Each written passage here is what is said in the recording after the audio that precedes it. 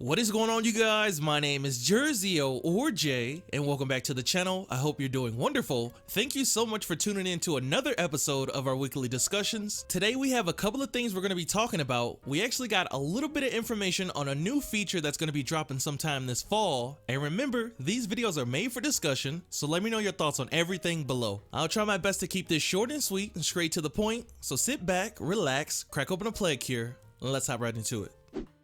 So if you guys haven't seen the dev diary for Green Zone, I'll have that linked in the description below. Within that video, senior UX designer Susan Olenek has all the juicy information on new content that's dropping this fall. However, she only gives us a sliver of what's to come. What I'll actually do is play a clip of her explaining everything and come back right after. We're incredibly excited to launch Green Zone because we're going to look at this feedback, as Brian said. And this will help inform a very interesting feature that's going to launch this fall. I wish we could tell you guys more about it, but this is the stepping stone to something pretty awesome. Please find us on Discord. You can post about us on your social media of choice.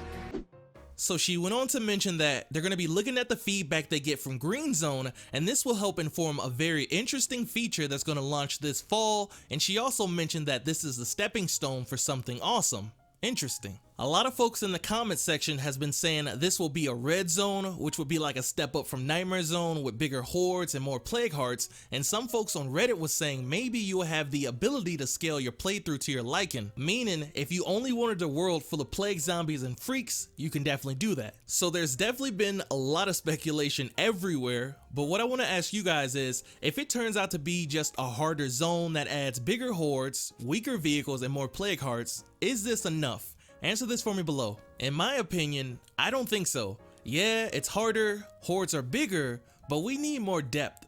Perfect example, Heartland. You couldn't just go up to the gauntlet and unload on the plague wall and that was it. First off, you had to search and find a plague toxin distiller, which was a mod you had to install. Then you had to locate and harvest bloaters to get bloater poison glands. And finally, you can craft plague busters, and these are what you need to take on plague walls. And to be honest with you, this whole process wasn't tedious at all. In fact, having to hunt down bloaters was quite refreshing if you ask me. But my point is, adding bigger hordes, weaker vehicles, and a faster death while infected, that's just not enough for me. Now, some folks were saying the gauntlet was a straight up nightmare for them in Heartland, which is understandable, but that's why we have Green Zone, Standard, Dread, and Nightmare Zone. You don't necessarily have to partake in this. This is what I was thinking. What if they add a harder zone with plague everything? Plague walls, zombies, freaks, and of course they're gonna have to do some tuning to the time it takes to die while infected. And also, what if they placed a plague wall in front of the biggest / best base on each map,